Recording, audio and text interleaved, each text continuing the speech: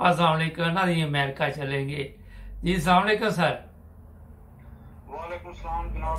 Sir एक तो आपसे बड़े अदब के साथ रिक्वेस्ट है कि अपना ब्लड प्रेशर जो है ना उसको आपने वो कहते हैं ना कूल डाउन,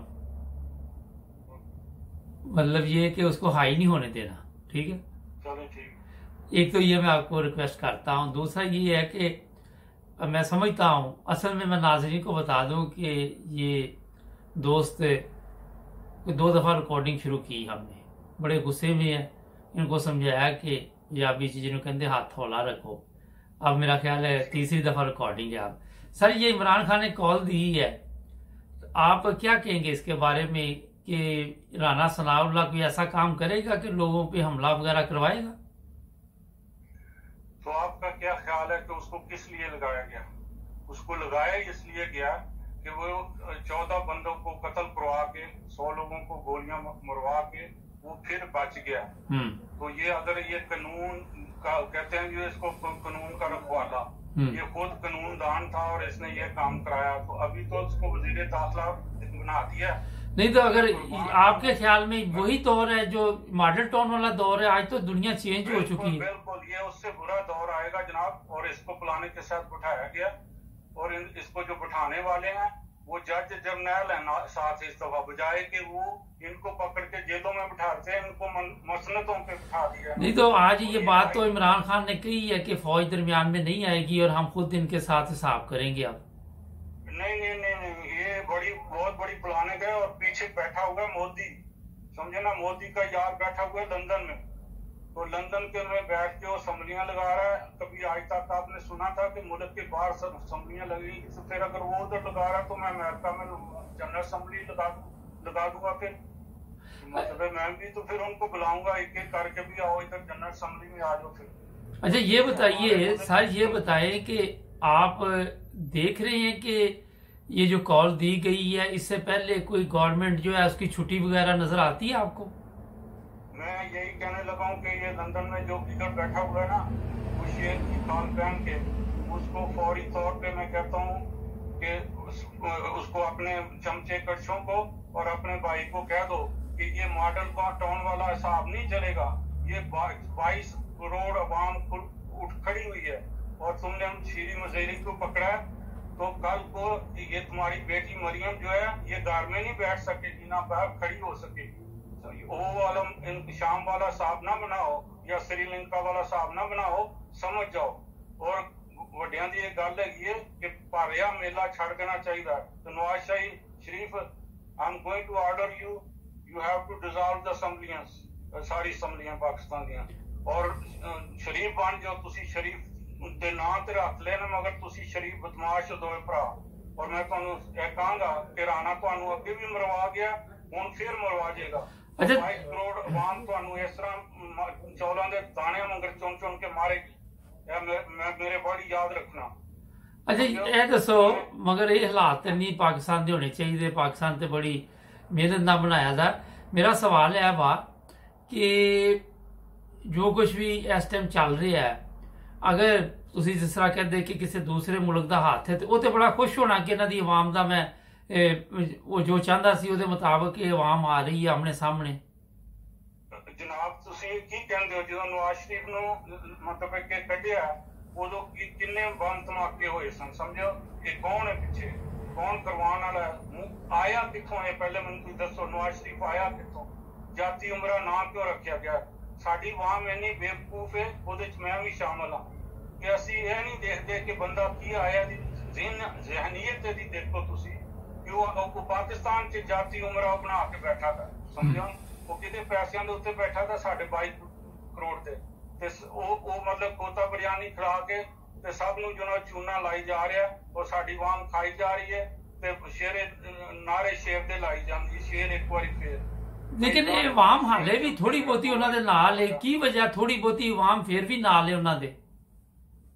ਇਹਦੇ ਚ ਗੱਲ ਹੈਗੀ ਹੈ ਨਾ ਕਿ ਮਤਲਬ ਜਦੋਂ ਪੈਸਾ ਚਲਾਏਗਾ, ਪੈਸਾ ਲਾਏਗਾ ਔਰ ਉਹਦੇ ਸਾਰੇ ਜਿਹੜੇ ਚਮਚੇ ਨੇ ਉਹ ਅੱਗੇ ਉਹਨਾਂ ਨੂੰ ਅੰਦਰ ਅੰਦਰ ਉਹਨਾਂ ਦੇ ਕੰਮ ਕਰਾਉਣਗੇ, ਸਾਰਾ ਕੁਝ ਖਿਲਾਉਣਗੇ, ਬਿਰਿਆਨੀਆਂ ਖਿਲਾਉਣਗੇ, ਤੇ ਫਿਰ ਆਵਾਮ ਤੇ ਸਾਡੀ ਬੇਵਕੂਫ ਹੈ। ਮੈਂ ਵੀ ਉਹਦੇ ਵਿੱਚ ਸ਼ਾਮਲ ਸਾਂ ਜਿੰਨਾ ਚਿਰ ਮੈਂ ਪਾਕਿਸਤਾਨ ਸਾਂ। ਮੇਰੀਆਂ ਇੱਥੇ ਆ ਕੇ ਅੱਖਾਂ ਖੋਲੀਆਂ ਨੇ ਜਨਾਬ।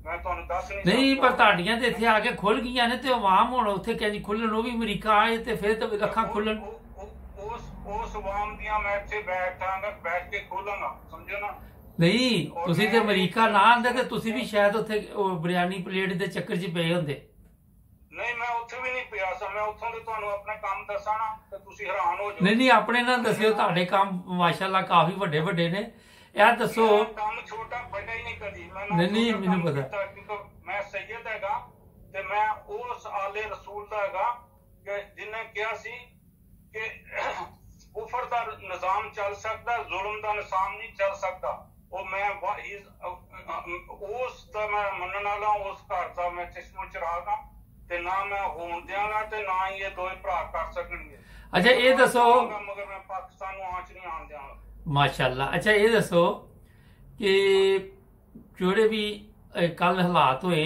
ਸ਼ੀਰੀ ਮਜ਼ਾਰੀ ਨੂੰ ਗ੍ਰਿਫਤਾਰ ਕੀਤਾ ਉਹ ਕਹਿੰਦੇ ਗੈਰ ਕਾਨੂੰਨੀ ਸੀ ਤੁਸੀਂ ਕਾਨੂੰਨਦਾਨ ਜੇ ਤੁਸੀਂ ਕਿਉਂਕਿ ਅਮਰੀਕਾ ਦੇ ਵਿੱਚ ਦੱਸ ਰਹੇ ਜੇ ਤੁਹਾਡਾ ਵੀ ਤਲਕ ਇਸੇ ਚੀਜ਼ ਨਾਲ ਹੈ ਪਾਕਿਸਤਾਨ 'ਚ ਇਸ ਚੀਜ਼ ਦੀ ਕੋਈ ਸਜ਼ਾ ਕਿਹਨੂੰ ਮਿਲੇਗੀ ਜਿਹਨੇ ਗੈਰ ਕਾਨੂੰਨੀ ਫੜ ਕੇ ਲੈ ਜਾਏ ਸਾਰਾ ਦਿਨ ਉਹਨੂੰ ਜ਼ਲੀਲੋ ਖੁਆਰ ਕੀਤਾ ਮੁਬਾਰਕ ਸਾਹਿਬ ਜਿਸਲੇ ਮੈਂ ਖਬਰ ਦੇਖੀ ਹੈ ਨਾ ਤੇ ਮੈਂ ਥੱਲੇ ਆਇਆ ਵਾਈਫ ਨੇ ਚਾਹ ਬਣਾਈ ਹੈ ਮੈਂ ਕੱਪ ਚੁੱਕ ਕੇ ਉੱਥੋਂ ਤੇ ਆ ਗਿਆ ਪਰ ਉਹ ਜਦੋਂ ਕੱਪ ਰੱਖ ਕੇ ਮੈਂ ਦਰਵਾਜ਼ਾ ਖੋਲਣ ਲੱਗਾ ਨਾ ਇਹ ਮੈਨੂੰ ਅੱਲਾ ਨੇ ਦਿਖਾਣਾ ਸੀ ਮੈਂ ਮੈਨੂੰ ਯਕੀਨ ਹੋਇਆ ਸਾਂ ਮੈਂ ਯਕੀਨ ਕਰੋ ਮੈਂ ਢਿੱਲ ਮੈਨੂੰ ਯਕੀਨ ਹੋਇਆ ਸਾਂ ਯਾਰ ਇੱਥੇ ਬੈਠ ਕੇ ਮੈਂ ਕੀ ਕਰ ਸਕਦਾ ਲੋਕਾਂ ਨੇ ਵੀ ਮੈਨੂੰ ਕਿਹਾ ਮਗਰ ਜਿਸਲੇ ਉਸ ਮੈਂ ਕੱਪ ਨੂੰ ਹੱਥ ਲਾਇਆ ਨਾ ਤੇ ਮੇਰੇ ਹੱਥਾਂ ਚੋਂ ਇਸ ਤਰ੍ਹਾਂ ਕਰੰਟ ਪਿਆ ਕਿ ਉਹ ਕੱਪ 3 ਦਫਾ ਘੁੰਮਿਆ ਹੱਥ ਲੰਮਾ ਕੱਪ ਚਾਹ ਦਾ ਭਰਿਆ ਡੁੱਲਿਆ ਵੀ ਨਹੀਂ 3 ਦਫਾ ਘੁੰਮਿਆ ਤਾਂ ਮੈਂ ਕਿਹਾ ਯਾਰ ਮੈਂ ਉਸ ਘਰ ਦਾ ਕਿ ਜਿਹਨੂੰ ਪੱਥਰਾਂ ਨੇ ਕਲਮਾ ਪੜਿਆ ਸੀ ਪਹਿਲੀ ਦਫਾ ਨਬੀ ਨੂੰ ਦੇਖ ਕੇ ਤੇ ਮੈਂ ਉਸ ਘਰ ਦਾ ਚਿਰਾਗ ਹੈ ਕੱਪ ਮੈਨੂੰ ਕਹਿ ਰਿਹਾ ਕਿ ਤੂੰ ਮਤਲਬ ਕਿ ਤੇਰੇ ਚ ਪਾਵਰ ਹੈਗੀ ਹੈ ਤੇ ਮੈਨੂੰ ਇਹ ਪਾਵਰ ਆ ਗਈ ਜੇ ਹੁਣ ਫਿਰ ਕਿੰਨੀ ਉਮਰ ਹੈ ਤੁਹਾਡੀ ਸਰ ਦਿੱਤੀ ਪਾਵਰ ਆ ਗਈ ਤੁਹਾਡੀ ਉਮਰ ਕਿੰਨੀ ਹੈ ਮੇਰੀ 70 ਸਾਲ ਉਮਰ ਹੈ ਜਨਾਬ ਤੇ ਅੱਲਾ ਦੇ ਫਜ਼ਲ ਨਾਲ ਮੈਂ ਛੋਟਾ ਕੰਮ ਮੈਂ ਫੜਦਾ ਹੀ ਨਹੀਂ ਮੈਨੂੰ ਲੋਕ ਉਹ ਕਹਿੰਦੇ ਨੇ ਕਿ ਯਾਰ ਇਹ ਕੰਮ ਸਾਡਾ ਹੁੰਦਾ ਨਹੀਂ ਤੇ ਇਹ ਤੈਨੂੰ ਮੈਨੂੰ ਸਾਨੂੰ ਪਤਾ ਹੈ ਤੂੰ ਹੀ ਕਰਾ ਸਕਣਾ ਹੈ ਅੱਲਾ ਨੇ ਬਸ ਕੋਈ ਕਰਮ ਦਿੱਤਾ ਮੈਂ ਗਲਤ ਕੰਮ ਕਰਾਇਆ ਨਹੀਂ ਤੇ ਨਾ ਹੋਣ ਦਿੱਤਾ ਮਾਸ਼ਾਅੱਲਾ ਅੱਛਾ ਗੱਲ ਸੁਣੋ ਹੁਣ ਇਹ ਦੱਸੋ ਅਸਲ 'ਚ ਮੈਂ ਆਪਣੇ ਨਾਜ਼ਰੀਨ ਨੂੰ ਦੱਸ ਦਿਆਂ ਕਿ ਪੰਜਾਬੀ 'ਚ ਪ੍ਰੋਗਰਾਮ ਕਰਨ ਦਾ ਮਕਸਦ ਇਹ ਹੁੰਦਾ ਮੇਰੇ ਇੱਕ ਅਜ਼ੀਜ਼ ਸੀ ਤੇ ਉਹ ਮੈਂ ਉਹਨੂੰ ਕਿਹਾ ਬੰਦੇ ਨੂੰ ਉਹ ਘਰ 'ਚ ਉਰਦੂ ਬੋਲਦੇ ਸੀ ਮੀਆਂ ਬੀਵੀ ਤੇ ਮੈਂ ਉਹਨੂੰ ਕਿਹਾ ਕਿ ਬੜੀ ਅੱਛੀ ਗੱਲ ਹੈ ਤੁਸੀਂ ਘਰ 'ਚ ਉਰਦੂ ਬੋਲਦੇ ਕਹਿੰਦਾ ਲੇਕਿਨ ਜਦੋਂ ਮੈਨੂੰ ਗੁੱਸਾ ਚੜਦਾ ਮੈਂ ਗਾਲਾਂ ਫਿਰ ਇਹਨੂੰ ਪੰਜਾਬੀ 'ਚ ਹੀ ਕੱਢਣਾ ਤੇ ਉਹ ਪੰਜਾਬੀ ਦੇ ਵਿੱਚ ਜ਼ਰਾ ਕਹਿੰਦਾ ਮਜ਼ਾ ਆਉਂਦਾ ਉਰਦੂ 'ਚ ਮਜ਼ਾ ਨਹੀਂ ਆਉਂਦਾ ਗੱਲ ਹੈ ਬਾਤ ਤਾਂ ਤੁਹਾਡਾ ਪੰਜਾਬੀ 'ਚ ਗੱਲਬਾਤ ਹੋ ਰਹੀ ਹੈ ਤੇ ਇਹ ਦੱਸੋ ਹਾਂਜੀ ਇੱਕ ਆਖਰੀ ਗੱਲ ਮੇਰੀ ਹਾਂਜੀ ਦੱਸੋ ਤੇ ਮੈਂ ਵੀ ਪੰਜਾਬੀ 'ਚ ਇਸ ਤੋਂ ਕਰਨਾ ਚਾਹੁੰਦਾ ਸਾਂ ਕਿ ਸਾਡਾ ਜਿਹੜਾ 3 ਦਫਾ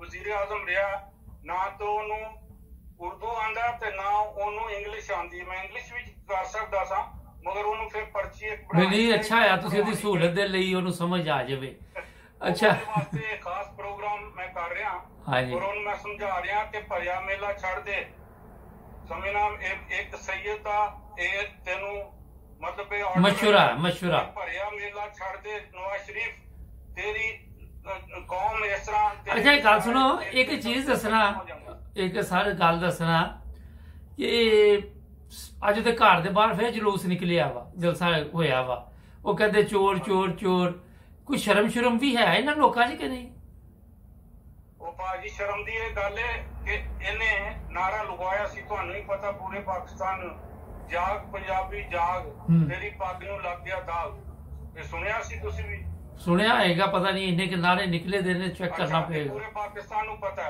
ਉਹ ਦਾਗ ਜਿਹੜਾ ਉਹ ਇਹਦੀ ਪੱਗ ਨੂੰ ਲਾਇਆ ਸੀ ਸਫਦਰ ਨੇ ਇਹਦੀ ਧੀ ਵੀ ਚੜਾਈ ਫੌਜ ਤੇ ਕਰਦੀ ਹੈ ਵੀ ਚੜਾਈ ਫੌਜ ਤੇ ਕਰਦਾ ਕਿਉਂਕਿ ਇਹਨਾਂ ਨੂੰ ਉਹ ਵਰਦੀ ਨਜ਼ਰ ਆਉਂਦੀ ਹੈ ਤੇ ਉਹਦੇ 'ਚ ਜਨਰਲ ਅਮੀਦ ਨਜ਼ਰ ਆਉਂਦਾ ਹੁਣ ਮਤਲਬ ਮਸਲਾ ਇੱਥੇ ਫਸਿਆ ਦਾ ਸਮਝਣਾ ਕਿ ਉਹ ਜਿਹੜਾ ਦਾਗ ਲੱਗਿਆ ਸੀ ਉਹ ਸਾਰੀ ਫੌਜ ਕੋ ਬਦਲਾ ਲੈਂਦੇ ਨੇ ਔਰ ਉਹ ਦੇਖੋ ਕਿ ਜਲਸਿਆਂ ਜਲੂਸਾਂ ਤੇ ਜਾ ਕੇ ਘੋੜੀ ਬਣ ਕੇ ਉੱਤੇ ਗੱਡੀ ਤੇ ਬੈਠਦੀ ਹੈ ਮਲਤਾਨ ਦੇ ਵਿੱਚ ਇਹ ਇਹਨਾਂ ਦੀ ਸ਼ਰਮ ਦਾ ਹਾਲ ਹੈ ਸਮਝੋ ਨਾ ਕਿ ਕੋਈ ਸ਼ਰੀਫ ਬੰਦਾ ਕੋਈ ਕੱਢੇਗਾ ਧੀ ਬੇਟੀ ਨੂੰ ਇਸ ਤਰ੍ਹਾਂ ਬਾਹਰ ਨਾ ਉਹਦੇ 'ਚ ਸ਼ਰਮ ਨਾ ਇਹਦੇ 'ਚ ਫਿਰ ਉਹ ਪਥਰਾਓ ਕਰਦੀ ਹੈ ਜਿਹਦੇ ਤੇ ਨੈਬ ਤੇ ਨੈਬ ਜਿਹੜਾ ਤੁਸੀਂ ਨੈਬ ਨੂੰ ਤੇ ਖਤਮ ਕਰ ਦੇਣਾ ਨਾ ਉਹਨਾਂ ਨੇ ਨੈਬ ਤੇ ਰੱਖਣਾ ਹੀ ਨਹੀਂ ਨਾ ਹਾਂਜੀ ਨੈਬ ਨੂੰ ਤੇ ਖਤਮ ਕਰ ਦੇਣਾ ਨਾ ਨਹੀਂ ਇਹ ਖਤਮ ਨਹੀਂ ਮੈਂ ਨਹੀਂ ਹੋਣ ਦਿਆਂਗਾ ਐਜ਼ ਮੈਂ ਐਡਵਾਈਜ਼ਰ ਲਾ ਐਡਵਾਈਜ਼ਰ ਮੈਂ ਨਹੀਂ ਖਤਮ ਹੋਣ ਦਿਆਂਗਾ, ਮੈਨੂੰ ਭਾਵੇਂ ਯੂਐਨਓ ਚ ਨਾ ਜਾਣਾ ਪਏ।